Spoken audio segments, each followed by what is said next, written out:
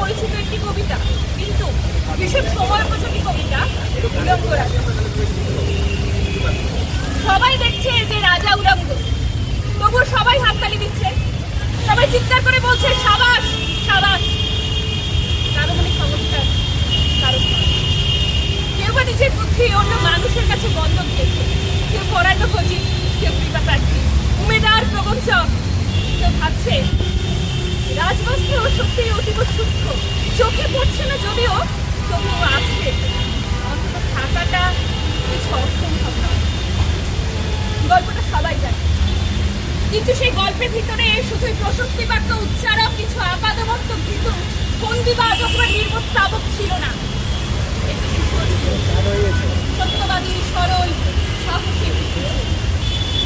নেমেছে গল্পের রাজা বাস্তবে প্রকাশ্যে রাস্তায়, আবার হাততালি উঠছে মুহুর্মুহু, জমে উঠছে স্থাবক বৃত্তের ভিড়। কিন্তু সেই শিশুটিকে আমি একটু করে আজ কোথাও দেখছি না। শিশুটি কোথায় গেল? কেউ কি কোথাও তাকে কোনো পাহাড়ের গোপন গুহায় লুকিয়ে রেখেছে, নাকি সে পাথর ঘাস মাটি নিয়ে ঘুমিয়ে পড়েছে কোনো দূর নির্জন নদীর ধারে কিংবা কোনো প্রান্তরের গাছের ছায়ায়? যাও, তাকে যেমন করেই হোক খুঁজে আনো। সে এসে একবার এই উলঙ্গ রাজার সামনে নির্ভয় দাঁড়া। সে এসে একবার এই হাততালির ঊর্ধ্বে গলা তুলে জিজ্ঞাসা করুক, রাজা তোর কাপড় কোথায়? আমরা সবাই এখানে যারা দাঁড়িয়ে আছি তারা প্রত্যেকে সেই শিশুটি, আমি তাই মনে করি। তাই আমাদের আন্দোলন কিন্তু এক পাও পিছিয়ে দেয়।